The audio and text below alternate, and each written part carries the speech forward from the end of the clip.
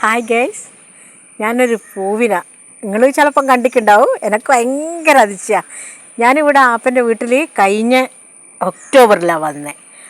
അന്ന് തൊട്ടിട്ടേ ഞാൻ ഈ ചെടികളെല്ലാം നനക്കും. ഇവിടുത്തെ നാരായണി അടുത്തേക്ക് ടീച്ചറേനു.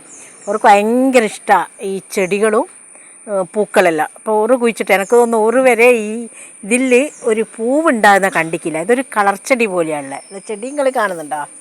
ഇതാ ചെടി. ഇതൊരു സാധാരണ. അപ്പോൾ ഞാൻ ഒരു ദിവസം ഇതിൻ്റെ മുകളിലൊരു പൂക്കണ്ട്. അന്ന് എനിക്കത് മനസ്സിലായില്ല. ആപ്പനോട് ചോദിച്ചാൽ പറഞ്ഞത് കളർ ചെടിയാണെന്നാണ്. ഇത് പൂവുണ്ടാകുന്നെല്ലാം കളർ ചെടിയാണെന്നല്ലോ എന്നാണ്. അപ്പം അന്ന് ഞാൻ ഇവരോട് ഇങ്ങനെ പറയും, ചെടീനോട് നനക്കുമ്പോൾ ചെടിയേ ഇല്ല ഞാൻ പറഞ്ഞിട്ടില്ലേ ഇല്ലേ പറഞ്ഞു കൊടുക്ക്. ഞാൻ പറയും ഒന്ന് പൂവുണ്ടായിട്ട് കാണണേ.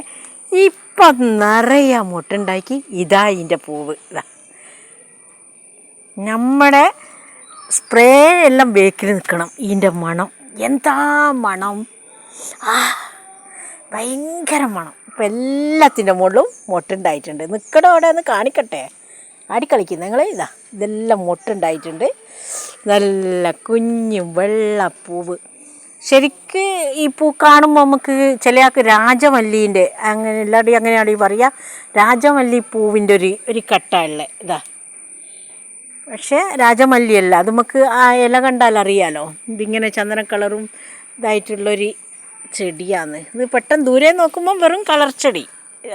ഇതിൻ്റെ മുകളിലാണ് ഈ പൂ വിടർന്ന് നിൽക്കുന്നത്. ഇത് നിറയെ അങ്ങോട്ടുണ്ടായിട്ടുണ്ട്. ഇതെല്ലാടെയും അങ്ങോട്ടുണ്ടായിട്ടുണ്ട്. അപ്പോൾ ഇത് വിടർന്ന് കഴിഞ്ഞാൽ നല്ല അടിപൊളിയായിരിക്കും. നിങ്ങളാരെങ്കിലും കണ്ടിനോ ഇതുവരെ ഇത്? ഇപ്പോൾ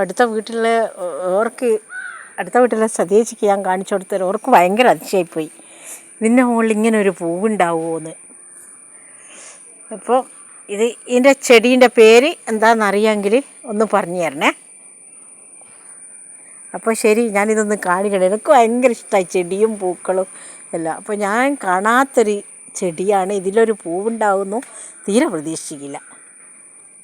അതിനു വേണ്ടിയാണ് ഇപ്പം കാണിച്ചത് കേട്ടോ.